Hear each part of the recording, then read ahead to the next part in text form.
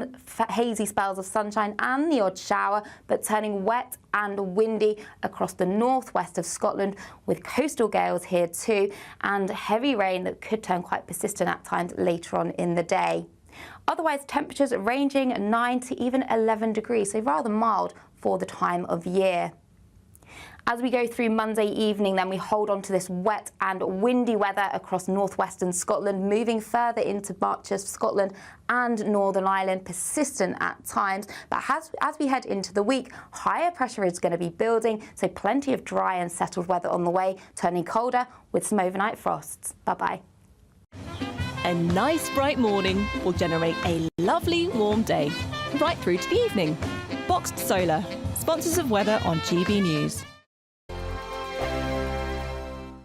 We're giving you not one, but 2 chances to win this month, with 2 prize bundles that include an incredible £10,000 in tax-free cash. But that's not all. You'll also get a brand new iPhone 16 and a £500 shopping voucher to spend at your favourite store. So why not be extra lucky this month? For a chance to win an iPhone, vouchers and £10,000 in cash, text cash to 63232. One entry costs £2 plus 1 standard network rate message, or text bonus to 63232. 5 entries cost £5 plus 1 standard network rate message. Go to gbnews.com/win. Entries start from just £2. Call 0903 681 3232. Calls cost £2 plus your network access charge, or post your name and number to GB11 PO Box 8690 Derby DE1 9TT. UK only. Entrance must be 18 or over. Lines close at 6 p.m. on the 7th of March. Please check the closing time if listening or watching on demand. Good luck. In the GB Newsroom, we bring you the news as it happens. With our team of dedicated journalists across the UK, We're ready to keep you up to date with what's happening every half an hour, every single day. Bulletins here on GB News. the People's Channel, Britain's news channel. Mornings don't have to be tiresome, especially if you have the right company. Wake up to news as it happens, opinion and debate, and of course, a little bit of entertainment too. Because when the kettle's on, we're on. That's Breakfast on GB News, a show worth waking up for. Every morning from 6 a.m. Only on the People's Channel, Britain's news channel. We'll spread the news, you spread the word. I'm Christopher Hope. From pop stars to politicians, I'll interview anybody in a pub who's got a political opinion. Join me every Friday on Spotify, Apple Podcasts, YouTube or gbnews.com, or wherever you get your podcasts. This is GB News, the People's Channel. Good Afternoon Britain isn't just about us. The wonderful thing about this programme is it's about everyone watching. It's an interactive programme. Well, there absolutely is something to see here, and we're going to be talking about it more. Whether it's breaking royal news, Will, please bring us up to date, or indeed a particularly punchy speech in the House of Commons. Very, very curious. We bring it to you live, and then we bring you live reaction as well. That's Good Afternoon Britain, weekdays from midday. Only on GB News, the People's Channel, Britain's news channel. If you want your news to be straight talking... This is a nightmare for the Conservatives again. Down to earth. It's not just Nottingham where this is happening, is it? And most importantly, honest. Hard-working, middle-class taxpayers, they'll get their book thrown at them. Then catch me, Martin Daubney, Monday to Friday, 3 till 6 p.m. on GB News, Britain's news channel.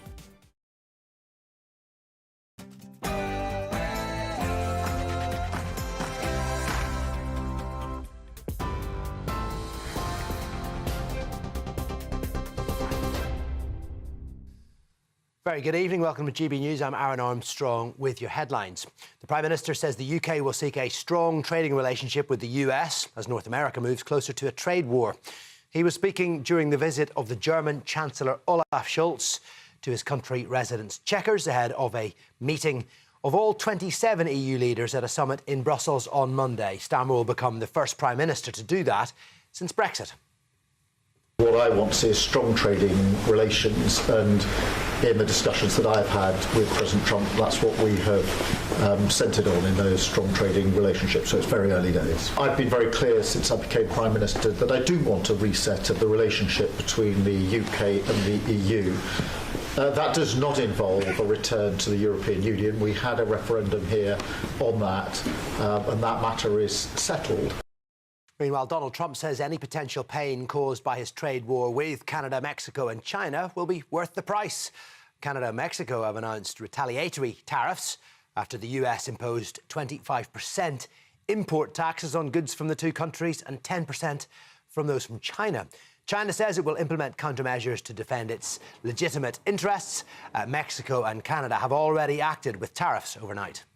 I am announcing Canada will be responding to the US trade action with 25% tariffs against $155 billion worth of American goods.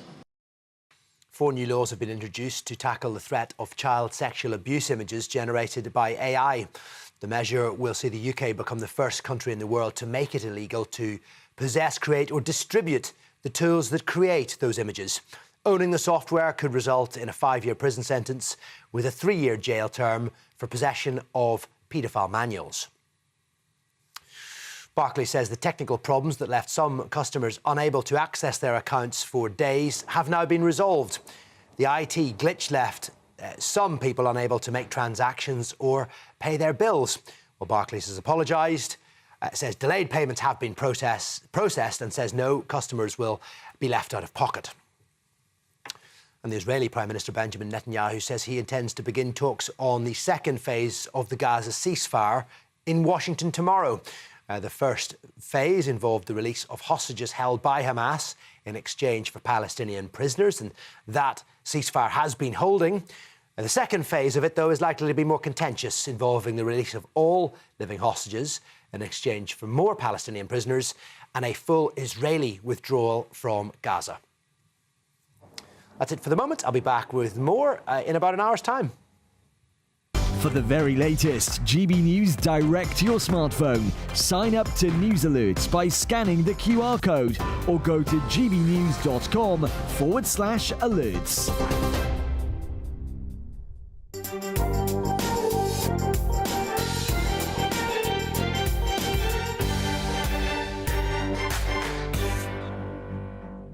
Good morning and welcome to the Camilla Tominey show here on GB News. Lovely to see you this morning. I've got the former leader of the Conservative Party on the show, Sir Ian Duncan-Smith.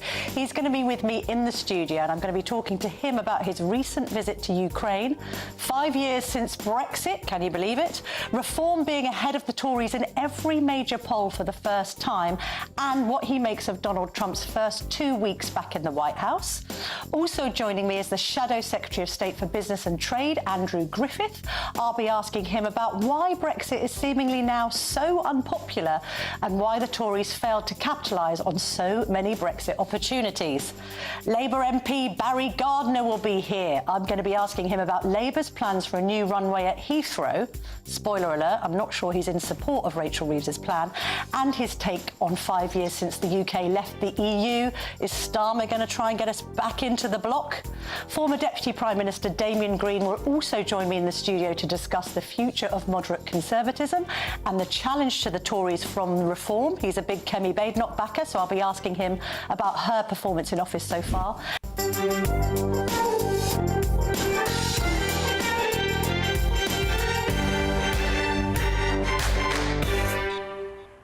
Welcome back. Former Tory leader and the MP for Chingford and Woodford Green, Sir Ian Duncan-Smith, joins me in the studio.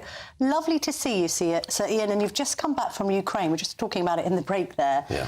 And it's quite a stark warning that you've brought back to the UK. It's in the Mail on Sunday. It's a double-page spread. I do urge you to go and read it because you basically spoke to military people out there, and they're saying we've got about 6 months left. And you're very worried about capitulation on the behalf of the West on this. At worst, they said we've got 6 months, and it's getting close to worst. At best, I guess, maybe a year or so. But they're running out of ammunition. The weapons that were promised to them still haven't all arrived. The ammunition hasn't arrived. And they said to me starkly, look, for every round we chuck over at them, they'll chuck 4, 5 or more. You know, they just completely outgun us. And then we've got to move. It's a drone war now. This has changed warfare forever.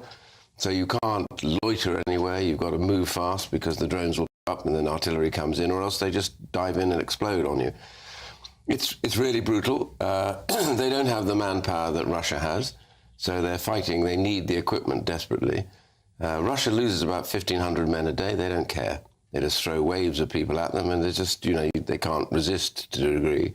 So it's very dangerous. They're brave people. They do believe in their democracy and their freedom. And of all countries, that we should be recognising this is our fight. I'm not asking us to put troops on the ground, but I am saying that America and Europe need to do much, much more to give them the tools, as Churchill asked for. Give us the tools and we'll finish the job. We can do that, but not if we don't give them the help and support. What's your message to Donald Trump on this? Because we know he's basically saying, this isn't our war to fight, but it's bigger than America's isolationist policy. It's what I wrote in the article. I said, look, if Ukraine goes down, then Russia and China, who are tied together, literally tied together.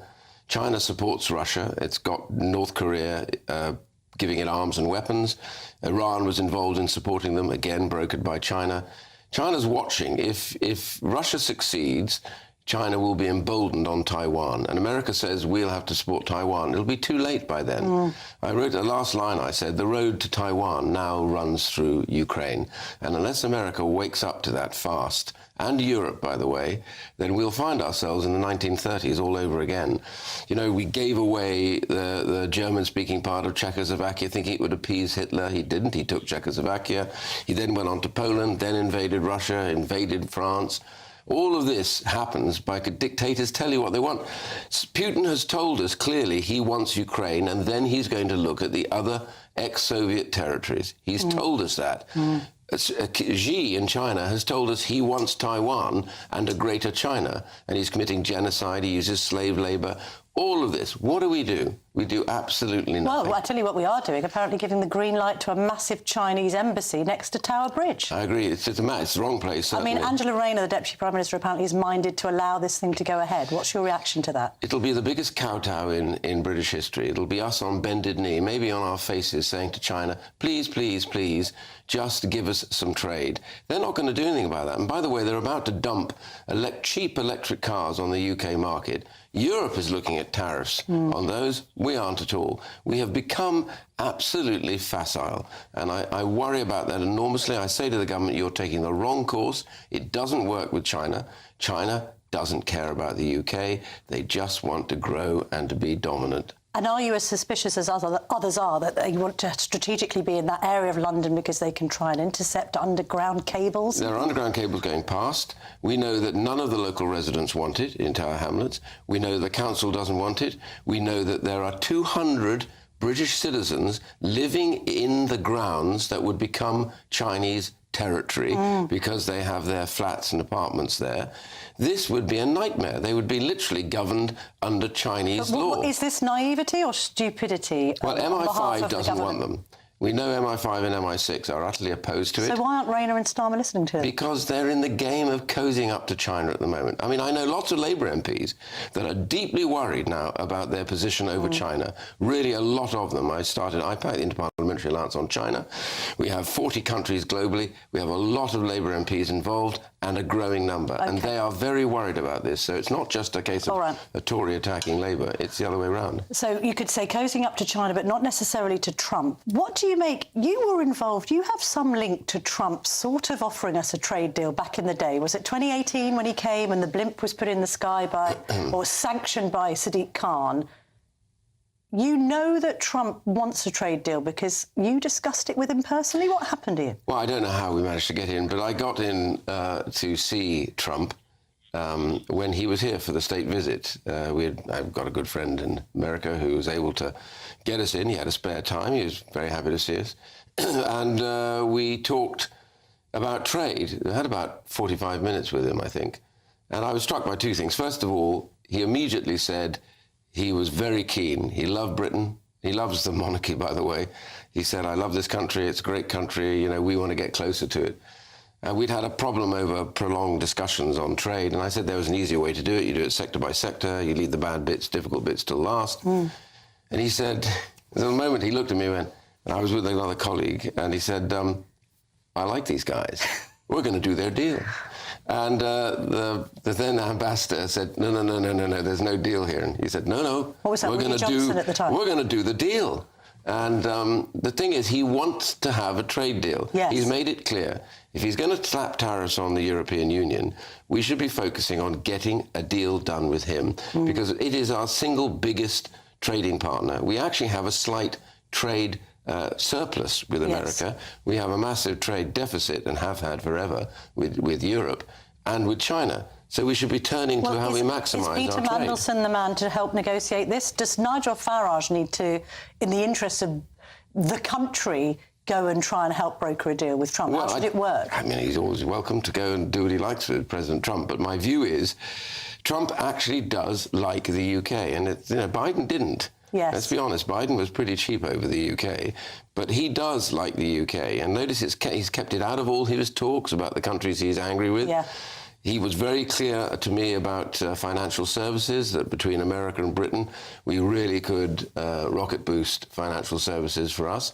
All of that, I think, he understands. So, whatever else people feel about him, it is the government's job to make sure that the UK does not suffer if there are disputes. And we have this opportunity to do trade. So whoever's the ambassador, if Peter Mandelson is, I would say to him, make that your priority.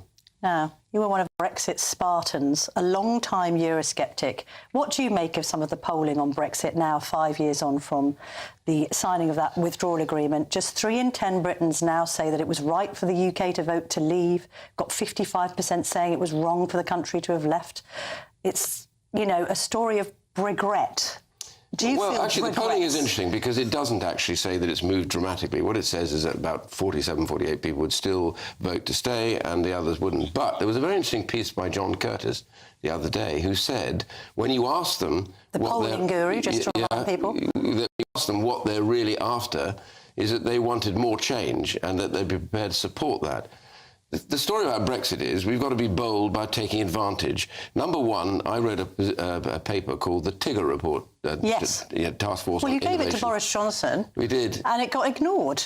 Well, some of it was done, but not enough. Isn't the story of Brexit, and I'm sorry to say this as a former leader of the party, that the Tories absolutely bungled this, that you had Brexit opportunities that you should have maximised, failed to do so while you're in government, and now no one can be surprised as the arch-Remainer, Keir Starmer, takes over and is now talking about realigning with the EU. If the Conservatives had done a good job originally, wouldn't be in this mess. I don't disagree with you. All I would say is the number one key element that was part of this, which we didn't do, which was to maximise the re-arrival of English common law over our regulations. Get rid of the European legal change over regulations and make them under common law, which is far less intrusive, and make sure that, therefore, you don't step in to regulate unless it's clear and obvious evidence that some damage is being done.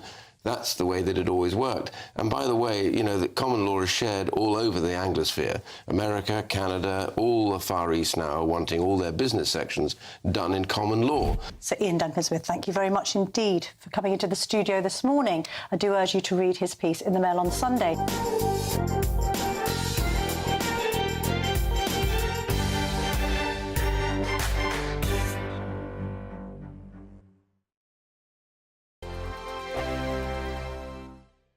Nana Queer, weekends from 3 p.m. 5 years ago now, we developed this campaign called Regifting Beauty.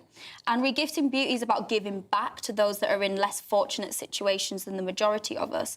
And I was coming across people that were receiving gifts at Christmas. You know how many gifts we receive? Gift sets, items, bath bombs, all of these things that we don't necessarily use. For myself, they sit in the bathroom cupboard all year round. So I was thinking of a way how we can make that better, put that to better purpose. And we developed this campaign 5 years ago called Regifting Beauty. And it's where people can donate unwanted toiletries, sanitary items, skincare, perfumes, and we work with different charities around the country and they will re-gift them to survivors of domestic abuse. And for years now, it's only really been focused around women. There hasn't really been a male focus. So Ben and I were having conversations and we were thinking, well, and I was getting comments throughout the years of doing it, saying, why are men excluded from this? Surely it should be applicable to men too. I mean, in the UK, over 700,000 men are suffering with domestic abuse on an annual basis. And a lot of that goes unreported. And there's over 2 million people in the UK that do suffer from some form of domestic abuse, be it physical or psychological, and it's an important topic that we should be discussing. So this campaign is about providing something that may seem trivial, but it restores some level of dignity. And I think that's so important when survivors are just trying to regain aspects of their life. Something so small that maybe sitting in your bathroom cupboard that you're not using could go to such better use. So this year we're launching the Regifting Beauty, the Turnaround Edition, about turning around moments in life and allowing people to have those turnaround moments, which also plays on Ben's, song, Turnaround. Gotta turn it fits in nicely with that. Which I'll be on with you. For the remix, it's all fitting in nicely, isn't it? GB News, the People's Channel. Headliners on GB News 11 p.m. every night. It's got 3 top comedians going through the next day's newspapers so you don't have to read them, which is great. It's a good point. He's lying. Maybe he's not lying. That's Headliners every night from 11 p.m. and 5 a.m. as well on GB News, Britain's news channel. I'm Christopher Hope. From pop stars to politicians, I'll interview anybody in a pub who's got a political opinion. Join me every Friday on Spotify, Apple Podcasts, YouTube or gbnews.com, or wherever you get your podcasts. This is GB News, the People's Channel. In the GB newsroom, we bring you the news as it happens. With our team of dedicated journalists across the UK. We're ready to keep you up to date with what's happening every half an hour, every single day. Bulletins here on GB News, the People's Channel, Britain's news channel.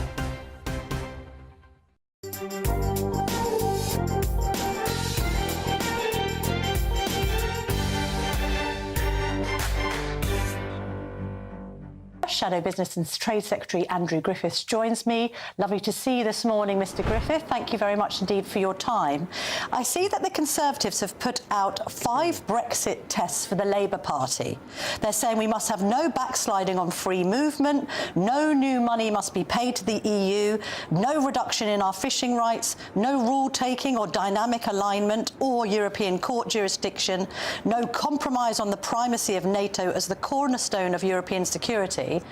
But can I be frank? The only reason why we are now worrying about the Labour government backsliding into the EU and Brussels is because the Conservatives, while in office, failed to maximise on Brexit. You failed to capitalise on the opportunities. And now we're in this mess of worrying whether we're going to have realignment.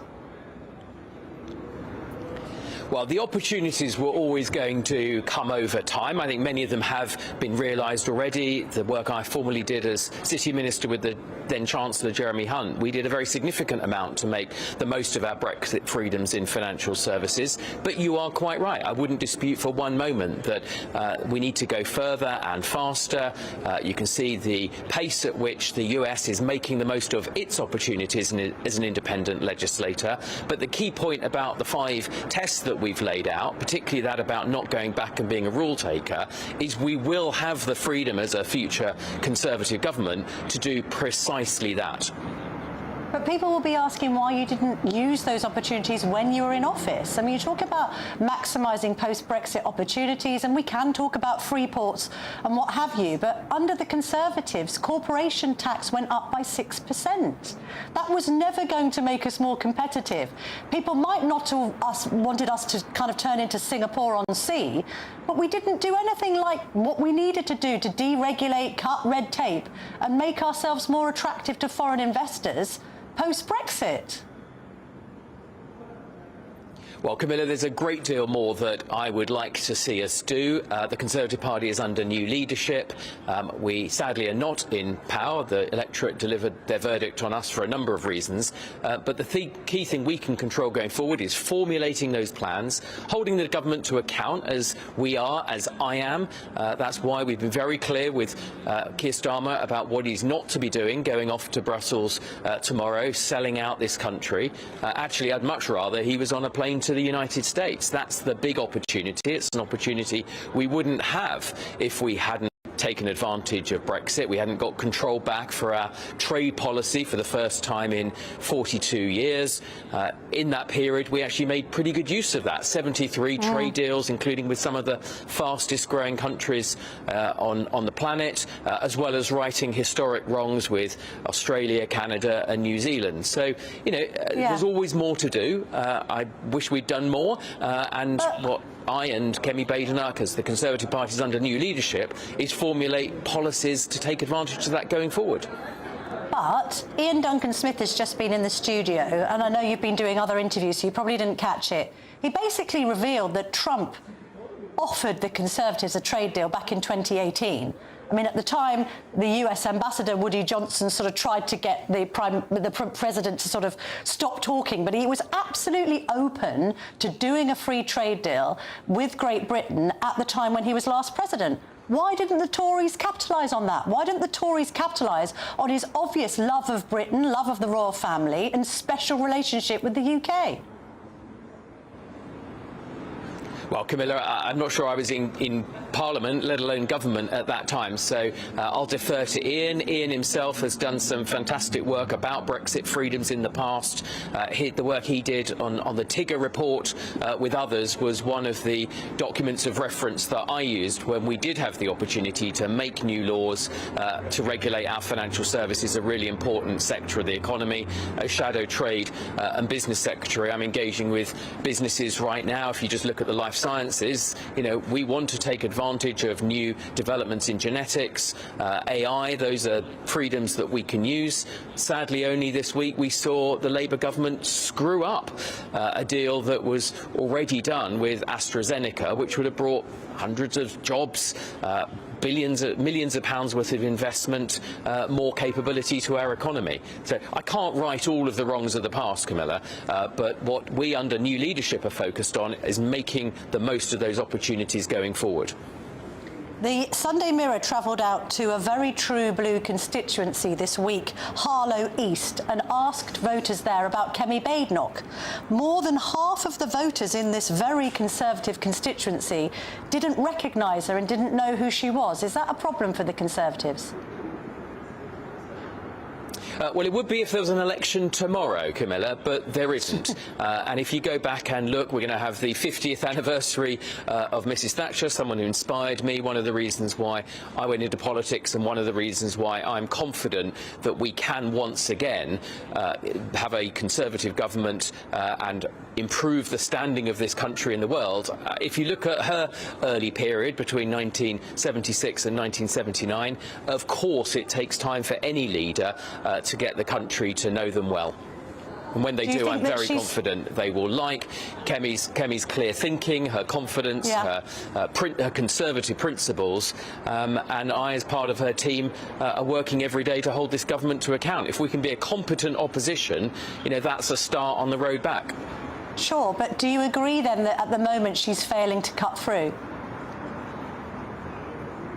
Well, look, I haven't seen the data. You won't be surprised to know that the Sunday Mirror is not top of my weekend reading. My key point is I think Kemi's leading the Conservative Party well. No one who loves and cares for the Conservative Party would say anything other than we have a great deal of work to do after that historic defeat in July. But the job of work is to get on and do precisely that now. I'm going to just ask you a couple of questions about foreign issues, if you don't mind, Mr Griffiths. First of all, Ian Duncan-Smith has been very vocal in his opposition to this super Chinese embassy just near Tower Bridge. Apparently Angela Rayner is minded to give it the green light. What do you think? Look, I'm not across that issue in detail. Ian's got a long track record on these matters, and he's been more right than wrong, I think, over time on the geopolitical risks faced by China. OK. And second of all, I want to just ask you about UNRWA. That's the United Nations Relief and Works Agency. Now, there's been concerns about this agency and its links to Hamas in the past. I'm asking you because we've got a British-Israeli, Emily Damari, who's now thankfully back in the hearts and arms of her family now, having been held captive for more than 450 days. We've found out that where she was held captive was actually an UNRWA facility. So we think that she wasn't given any access to medical treatment during the 15 months that she was held hostage. Do we think that UNRWA is fit for purpose, Mr Griffith? No. Would you like to expand on that?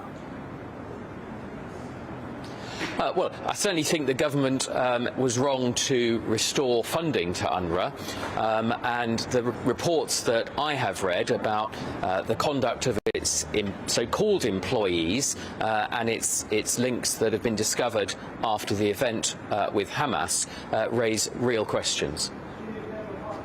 OK, thank you for that. And finally, is it a problem, do you think, that Nigel Farage, not least when we have some polling from this week, all revealing that reform is ahead not just of the Tories but also of Labour, is it a problem that Nigel Farage seems to have a better relationship with Donald Trump than Kemi Badenoch?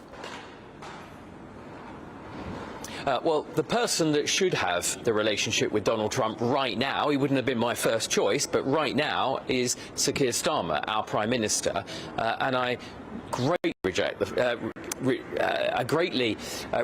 fact that far from immediately dropping the disastrous plan to give away our sovereignty over Chagos, apologising for the student union politics comments that he and his ministers have made in the past, and getting around the table in force and at pace, that we're not seeing any of those things. And in fact, Keir Starmer is once again off tomorrow on another trip to Brussels. It's not bad to talk about security and defence with our neighbours, but really the big opportunity for growth in the UK would be a better, closer trading relationship with our longest ally and largest trading partner in the US.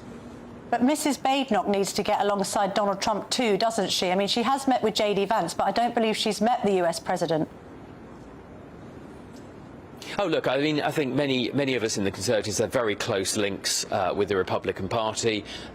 The people around them, I'm looking to ensure that, from a business and trade perspective, that we learn everything we can about this administration, which is doing great work in terms of pushing back against the diversity agenda, hacking back some of the federal agencies in the US, being a government that's properly on the side of business. There are close links between the Conservatives and the Republican Party, but I don't want to let anyone off the hook. The reality is it's the Prime Minister, it's the government of the day that needs to be in the room getting that trade deal done, not trying to sell us out once again in Brussels. All right, Andrew Griffith, thank you very much indeed for your time this morning.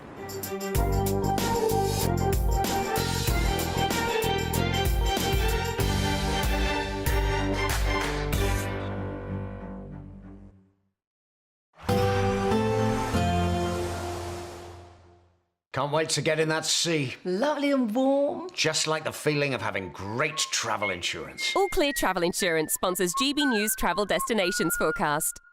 Hello. Well, it's rather unsettled across the central Mediterranean. Heavy showers, rain in parts of Spain as well, but there are some drier spells. So across the Canary Islands, we'll see some showers, but across Gibraltar and the south of Spain, some outbreaks of rain here. An area of low pressure will bring some heavy showers and thunderstorms across central parts of the Mediterranean, but there will be some drier spells in between. And then looking ahead, well, plenty of sunshine on offer, and it should be feeling pleasant in that sunshine too. All Clear Travel Insurance sponsors GB News Travel Destinations Forecast. Good evening and welcome to your GB News weather update from the Met Office. Looking ahead, it's going to be increasingly wet and windy in the northwest, drier in the south before higher pressure builds midweek. Out there at the moment, we've got a higher pressure towards the east, a weak frontal system to the west, but a squeeze in the ice bars across the northwest of Scotland, so windier here.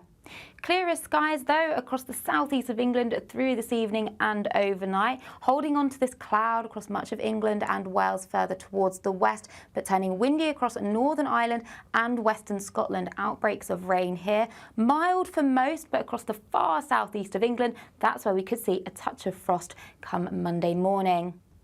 So to start Monday morning then, it's a cloudy picture across much of Scotland. Out towards the west though, this is where we'll see the strongest winds. Coastal gales are possible with heavy spells of rain moving through. Cloudy across Northern Ireland to start Monday morning with some patchy outbreaks of rain. Across much of England and Wales though, it should be a largely dry start. There'll be a few drizzly patches at times, but a cold start across the far southeast. So as we go through Monday then, generally staying cloudy across much of England and Wales, with the cloud gradually moving its way into East Anglia. Across the far northwest though, it is going to be turning increasingly unsettled, heavy spells of rain and very strong winds with coastal gales. Highs though coming up at around 10 or 11 degrees. So as we go through into Tuesday, that band of rain will continue to slowly move its way south and eastward, so affecting much of northern England into Wales and the southwest. Ahead of that, often cloudy but dry, but some sunnier spells developing across Northern Ireland and Scotland and turning colder too. Higher pressure then builds on Wednesday and Thursday, so we'll start to see the return of overnight frost and fog. Bye-bye. Hi, I'm Michelle Dewberry, and my show is your opportunity to cut through all the noise and dive in headfirst to some robust debates. Ideas clash. Situation, isn't it? Because the failure is... You're deliberately avoiding my point. Nothing's held back. And if you think this is the end of it, wait for more. And we do not shy away from the difficult stuff. Sometimes I want to shake people and say, if only you understood. So join me on Dubes & Co. weeknights at 6 p.m, only on GB News, Britain's news channel. It's Patrick Christie's Tonight, and here we do things differently. It's explaining the absolute madness of this, doesn't it? It's explosive. I mean, this is very good. It's lively. 850. Your government sat there, Sean, and it did nothing. It's controversial. And the Middle East has been in turmoil since before I was born. It's everything you need to kickstart your evening. Everyone's had their Weetabix tonight. I love to see it. That's Patrick Christie's Tonight, weeknights from 9 p.m. Only on GB News, the People's Channel, Britain's news channel.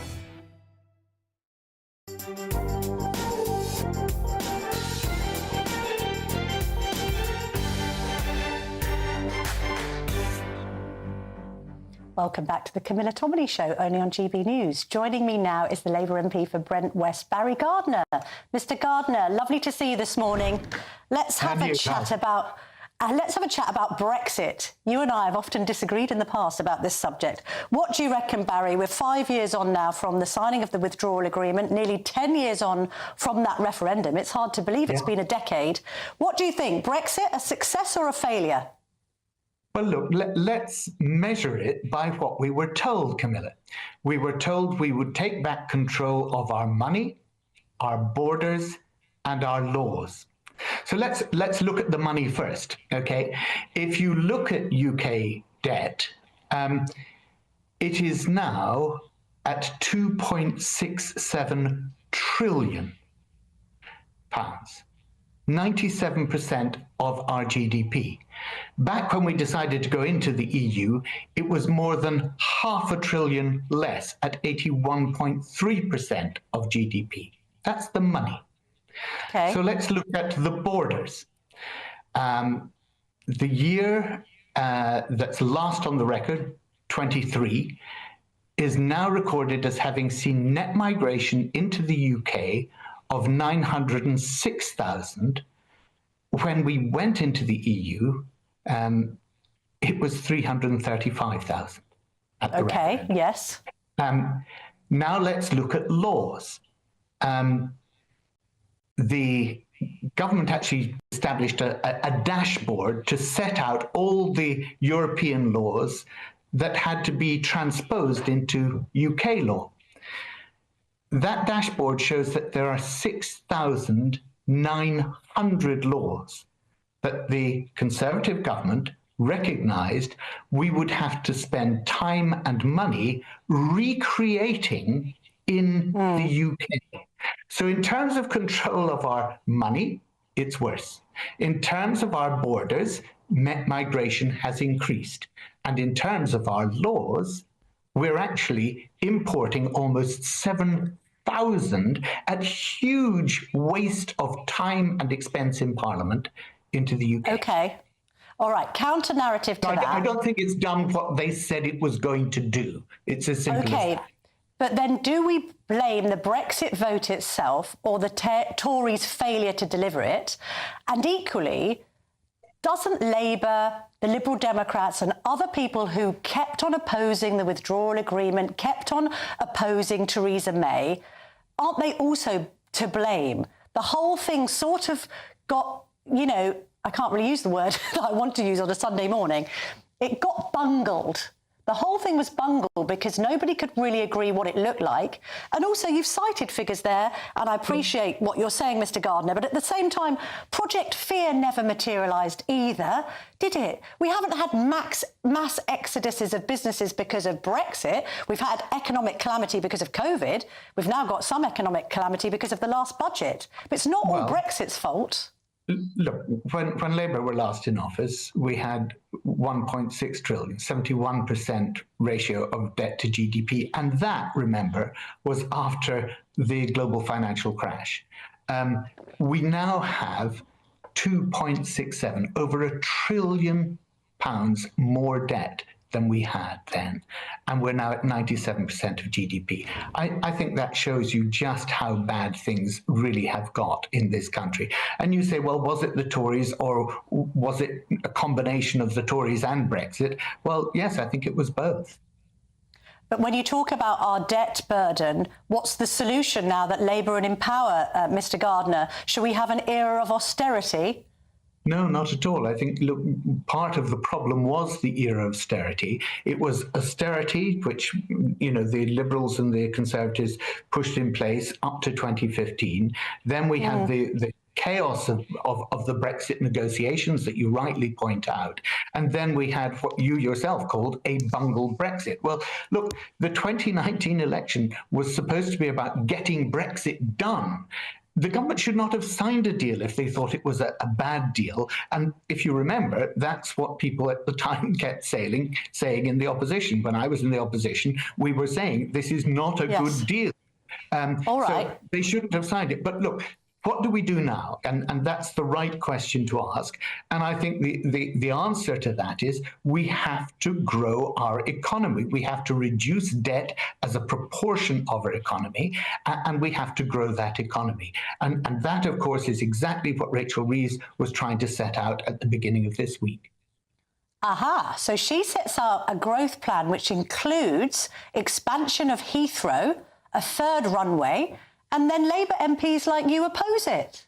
Absolutely. Look, there's much in the package that Rachel set out, which I think was exemplary.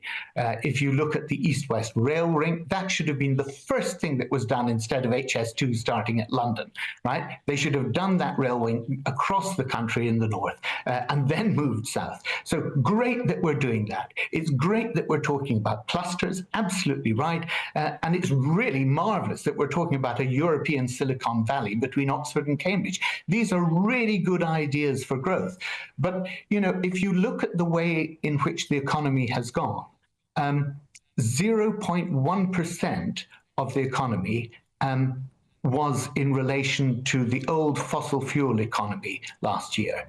9% growth was from the new economy in renewables and the new technologies. So I think Rachel's looking backwards when she looks at Heathrow. That was a project of the past. It's not a project of the future. Business is increasingly done digitally. The business, actually, if you look at the goods that are coming into our country, that's a problem for us. We don't want more coming in. Hang on, Mr. Gardiner, you're a London MP, right? You're a London-based MP. There's forecast that expansion of Heathrow will create thousands, if not tens of thousands of new jobs. We've got a situation where passenger numbers have gone up at the airport. They're now at 84 million. Let's look at a close comparison. Frankfurt. I think Frankfurt has about 64 million passengers passing through it every year. It already has 4 runways. You're being a Luddite about it, Mr. Gardiner, because perhaps you're worried about your constituents. No, not at all. Look, of course I'm worried. I'm always concerned for my constituents. That's what an MP is for. But it's not my constituents who would have two bulldozed villages in their constituency. That's what the runway would entail. But it's also the moving of the M25. All of this, and you rightly talk about 10,000 jobs and skilled workers coming there, doing that. And that means that they're not going to be doing that growth in the rest of the country where it's so badly needed, right? You talk about the number of runways that Frankfurt has. Well, actually, our biggest competitor in terms of hub airports and international passengers is actually Dubai. Dubai, interestingly enough, has only 2 runways. It's just exceeded Heathrow as the #1 international passenger airport in the world. It only has 2 runways. Now, the growth that we need is actually to be spread around the country, and it must, of course, be compliant with our targets for emissions in terms of climate change. Heathrow cannot do that. And for all the good work that's being done on sustainable aviation fuel, which is great, and we need that to meet our 2050 targets. The report that came out last week showed that even if we met the 42% of aviation fuel being sustainable, any growth in the aviation sector would eat that up, and we would still be actually using as much fossil fuels in 2050 as we are today. That cannot happen. All right, you've mounted a really good argument against expanding Heathrow, and I do see your perspective from the idea that you're, of course, representing a London constituency. To take the conversation full circle, Mr. Gardiner, on Brexit, it is interesting, isn't it, that The Observer today, hardly a sort of bastion of right-wing thinking, has done an interesting page lead talking about how far Reform are in a number of different polls this week. They're ahead of the Conservatives, but they're also ahead of Labour. Moving forward, if we have all of this talk about Starmer realigning with the EU, it's going to massively alienate voters in the Red Wall, isn't it, who did vote for Boris Johnson in 2019, felt disappointed by the failure to deliver Brexit and then reverted back to Labour. Aren't you quite worried about Nigel Farage and the impact he might have on Labour voters the next time we go to the polls? Well, look, I'm concerned in 2 ways. I'm concerned that the public need to know that they are getting what they actually voted for at the previous election, actually, when they voted to leave the EU. They haven't, and that's what the beginning of our conversation showed so clearly. In terms of control of borders, money and laws, that hasn't happened. So let's now look and say, well, what is it that people now are saying they need? Because the EU, leaving the EU, Brexit has failed them on that front. So we now need to say, how do we get more money in people's pockets? How do we stop the crime on people's streets? How do we make sure that their children have good jobs to go to and a prosperous future in the long term? Not just the jobs of the past, but the jobs of the future in biotechnology, in AI, in renewables. This is the way our society is changing, and we have to have a vision for that. I don't want to redo the arguments of 10 years ago when we were discussing, will we leave, won't we leave, then we had the referendum. I want to be looking at the vision that we have for the future. And that, I think, is something that Labour can offer that Reform is not seeking to offer at all. It's not talking about those things. It's not talking about AI. It's not talking about the way in which we need biotechnology revolution. It's not talking about these new technologies. It's so important for our people that those jobs and that growth is there. Mr. Gardiner, thank you very much indeed for your time this morning. Lovely to speak to you.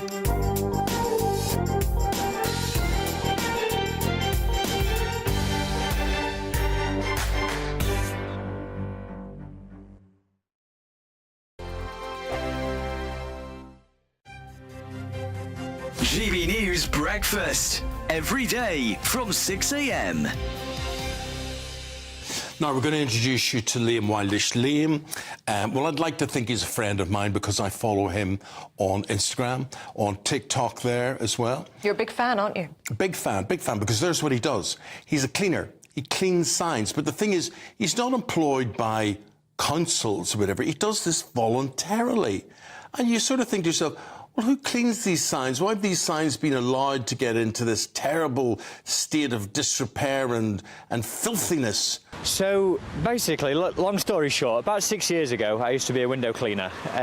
In the community where I lived, I noticed all of the road signs were filthy and I was perfectly equipped to clean them. So basically I cleaned the road signs as a bit of a thank you to the community and sort of make a little bit of awareness of my window cleaning business at the time. Sort of cleans up the area, makes the road safer, and that's kind of how that started. And people found it like a really satisfying sort of approach. So that sort of led on to today of a video in cleaning the dirty road signs and making sort of satisfying content with it as well. What is the equipment? What have we got here? So this is a water-fed pole system connected to a backpack, which is what feeds the water through the end of the brush there. It's perfectly equipped to basically remove this green dirty, it's like a mildew build-up that you get on the signs. As you can see, this is like extremely effective at removing so. So GB News viewers, if they spot a particularly grisly sign in their area, then they can get in touch. They can do, yeah. And Liam Wilder's the sign guy can sort you out. If you find Liam the sign guy online, drop me a message, let me know, and I'll add you to my list of places. GB News, the People's Channel. This is Britain's Newsroom, where your voice matters. It's just astonishing. With expert analysis and honest opinion, we don't just keep you informed. We bring you unique perspectives you won't see anywhere else. Can't argue with any of that. When the news happens, it happens here. On Britain's Newsroom, weekdays from 9:30 a.m. Only on GB News. We're proud to be GB News, the People's Channel. And as you know, we always love to hear your views. Now, there's a new way of getting in touch with us at gbnews.com/yoursay. By commenting, you can be part of a live conversation and join our GB News community. You can even talk to me, Bev Turner, or any of the members of the GB News family. If you want your news to be straight talking... This is the nightmare for the Conservatives again. Down to earth. It's not just Nottingham where this is happening, is it? And most importantly, honest. Hard-working, middle-class taxpayers, they'll get their book thrown at them. Then catch me, Martin Daubney, Monday to Friday, 3 till 6 p.m. on GB News, Britain's news channel.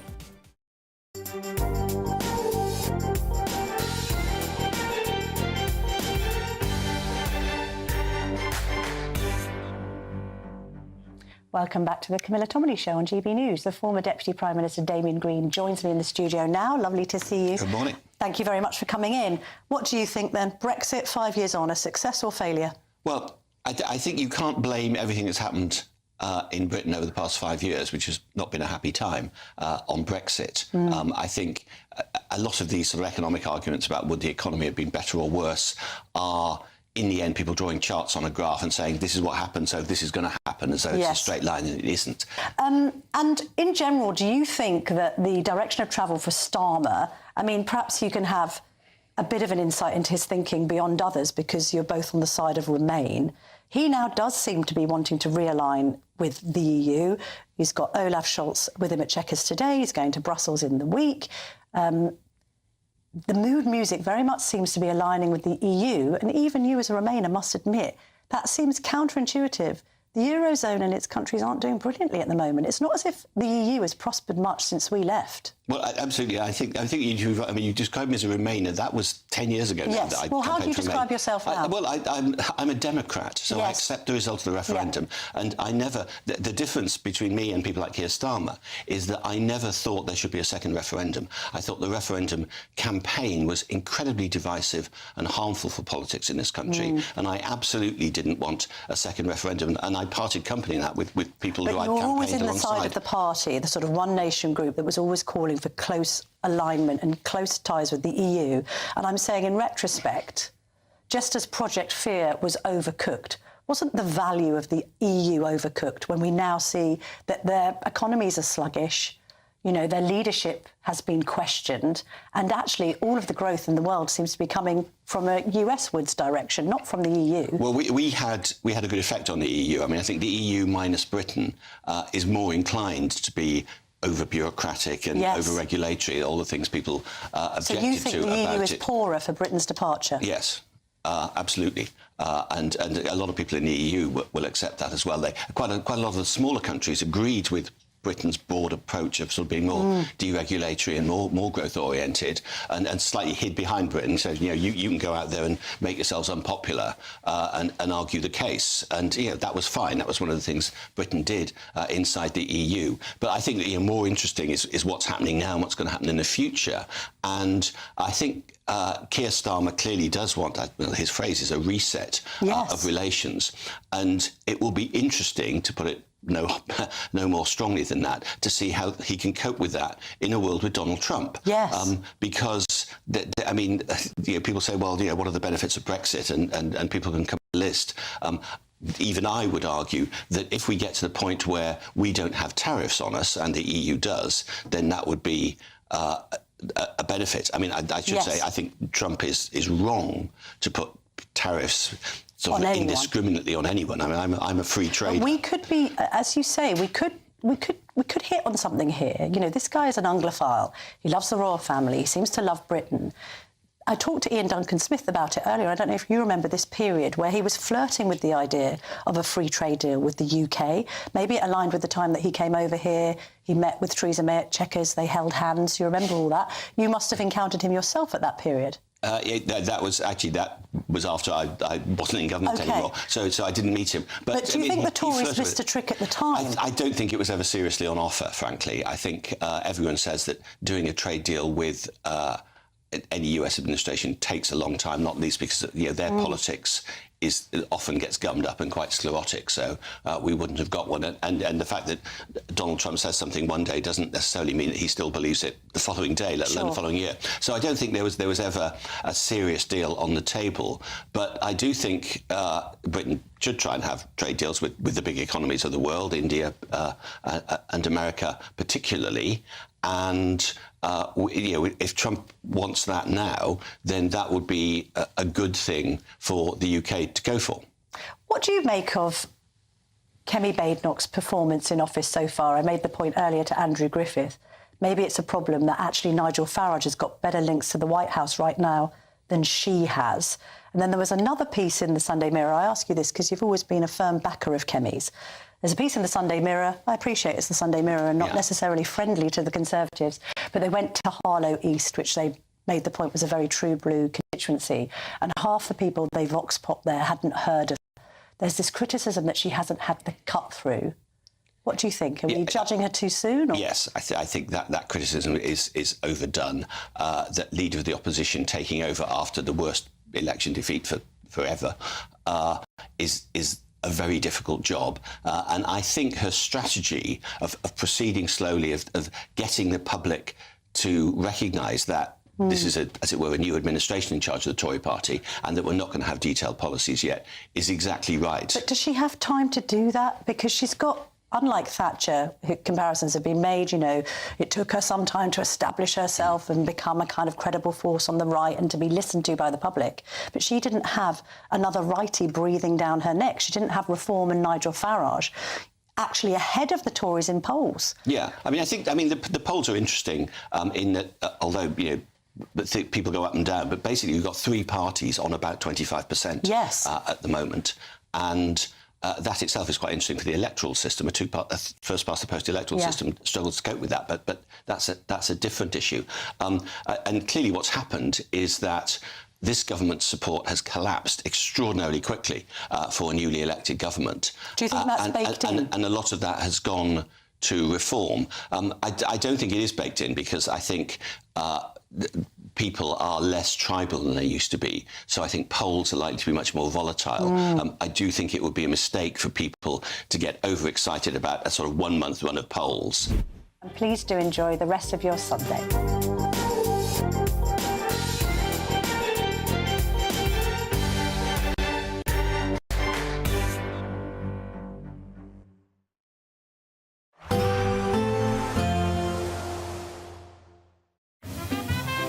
Heavy showers first thing will be followed by a warm, cosy day.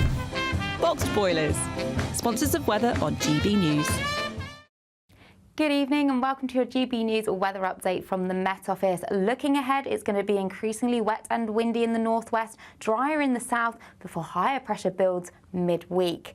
Out there at the moment, we've got higher pressure towards the east, a weak frontal system to the west, but a squeeze in the isobars across the northwest of Scotland, so windier here. Clearer skies, though, across the southeast of England through this evening and overnight, holding on to this cloud across much of England and Wales further towards the west, but turning windy across Northern Ireland and western Scotland. Outbreaks of rain here. Mild for most, but across the far southeast of England, that's where we could see a touch of frost come Monday morning. So to start Monday morning then, it's a cloudy picture across much of Scotland. Out towards the west though, this is where we'll see the strongest winds. Coastal gales are possible with heavy spells of rain moving through. Cloudy across Northern Ireland to start Monday morning with some patchy outbreaks of rain. Across much of England and Wales though, it should be a largely dry start. There'll be a few drizzly patches at times, but a cold start across the far southeast. So as we go through Monday then, generally staying cloudy across England and Wales, with the cloud gradually moving its way into East Anglia. Across the far northwest though, it is going to be turning increasingly unsettled, heavy spells of rain and very strong winds and coastal gales. Highs though coming up at around 10 or 11 degrees. So as we go through into Tuesday, that band of rain will continue to slowly move its way south and eastward, so affecting much of northern England into Wales and the southwest. Ahead of that, often cloudy but dry, but some sunnier spells developing across Northern Ireland and Scotland and turning colder too. Higher pressure then builds on Wednesday and Thursday, so we'll start to see the return of overnight frost and fog. Bye-bye. Expect a warm front moving from the kitchen right through to the rest of the house. Boxed Boilers, sponsors of weather on GB News. If you want your news to be straight talking, This is a nightmare for the Conservatives again. down to earth, It's not just Nottingham where this is happening, is it? and most importantly, honest, Hard-working, middle-class taxpayers, they'll get the book thrown at them. then catch me, Martin Daubney, Monday to Friday, 3 till 6 p.m. on GB News, Britain's news channel. Want to be one of 2 lucky Great British giveaway winners? That's right, you could win one of 2 prize bundles, which includes a brand new iPhone 16, £500 in shopping vouchers to spend in your favourite store, and an incredible £10,000 in tax-free cash to spend however you like. What would you spend that cash on? For a chance to win an iPhone, vouchers and £10,000 in cash, text cash to 63232. One entry costs £2 plus 1 standard network rate message, or text bonus to 63232. 5 entries cost £5 plus 1 standard network rate message. Go to gbnews.com/win. Entries start from just £2. Call 0903 681 3232. Calls cost £2 plus your network access charge, or post your name and number to GB11 PO Box 8690 Derby DE1 9TT. UK only. Entrance must be 18 or over. Lines close at 6 p.m. on the 7th of March. Please check the closing time if listening or watching on demand. Good luck. Join me, Nana Akwe, for an informative, interactive news programme with a difference. It's fun. No, he didn't say that, though. I'm so surprised. I think there's an element of truth to that. Join me from 3 p.m. every weekend, only on GB News, Britain's news channel. Hi, I'm Michelle Dewberry, and my show is your opportunity to cut through all the noise and dive in headfirst to some robust debates. Ideas clash. Situation, Because the failure is... You're deliberately avoiding my point. Nothing's held back, And if you think this is the end of it, wait for more. and we do not shy away from the difficult stuff. Sometimes I want to shake people and say, if only you understood. So join me on Jubes & Co. weeknights at 6 p.m. only on GB News, Britain's news channel. In the GB newsroom, we bring you the news as it happens. With our team of dedicated journalists across the UK, we're ready to keep you up to date with what's happening every half an hour, every single day. Bulletins here on GB News, the People's Channel, Britain's news channel.